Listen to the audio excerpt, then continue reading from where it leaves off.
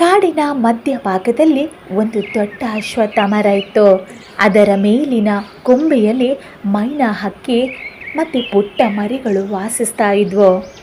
ಒಂದು ದಿನ ಕಾಡಿನಲ್ಲಿ ಭಾರೀ ಗಾಳಿ ಬೀಸತೊಡಗಿತು. ಗಾಳಿಯ ಬಲದಿಂದ ಹಕ್ಕಿಗಳ ಗೂಡುಗಳು ಅಲ್ಲೋಲ ಕಲ್ಲೋಲವಾದವು. ಮೈನಾಳ ಗೂಡು ಕೂಡ ಅಲುಗಾಡತೊಡಗಿತು. ಆಗ ಹತ್ತಿರದಲ್ಲಿ ವಾಸಿಸ್ತಾ ಇದ್ದ ಕಾಗೆ ಕಾಲು ಹಾಸ್ಯವಾಗಿ ಹೇಳಿತು, ನೀನೆಷ್ಟು ದುರ್ಬಲ ಮೈನಾ, ನಿನ್ನ ಗೂಡು ಗಾಳಿ ಬೀಸಿದರೆ ಬೀಳ್ತಾ ಇದೆ.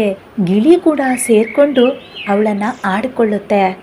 ನೀನು ನಾವು ಮಾಡಿರುವಷ್ಟು ಭದ್ರವಾದ ಗೂಡನ್ನು ಮಾಡಬೇಕಿತ್ತು ಅಂತ ಹೇಳುತ್ತೆ. ಮೈನಾ ಹಕ್ಕಿ ಆ ಮಾತುಗಳಿಗೆ ಏನನ್ನು ಉತ್ತರಿಸದೆ ಶಾಂತವಾಗಿಯೇ ಇದ್ಲು.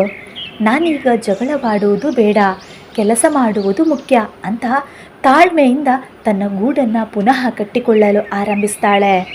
ಮತ್ತೆ ಏನಾಯಿತು ಗೊತ್ತಾ? ಮರುದಿನ ರಾತ್ರಿ ಮತ್ತಷ್ಟು ಭಾರಿ ಗಾಳಿ ಬೀಸಿತು. ಕಾಗೆ ಮತ್ತು ಗಿಳಿಯ ಗೂಡುಗಳು ಗಾಳಿಯ ಒತ್ತಡವನ್ನು ಸಹಿಸಲಾರದೆ ಹಾರಿ ಹೋದವು. ಅವರ ಮೊಟ್ಟೆಗಳು ನೆಲಕ್ಕೆ ಬಿದ್ದು ಹೋದವು.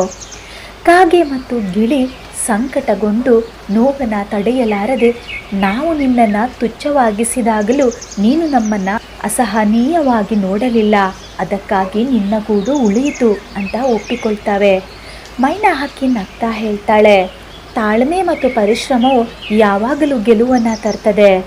ಈ ಕಥೆಯ ನೀತಿ, ಯಾರು ನಮ್ಮನ್ನು ಹಾಸ್ಯ ಮಾಡಿದರೂ ತಾಳ್ಮೆಯಿಂದ ಮತ್ತು ಪ್ರಾಮಾಣಿಕತೆಯಿಂದ ನಮ್ಮ ಕೆಲಸವನ್ನು ನಾವು ಮಾಡಬೇಕು. ಅದೇ ನಿಜವಾದ ಬಲ.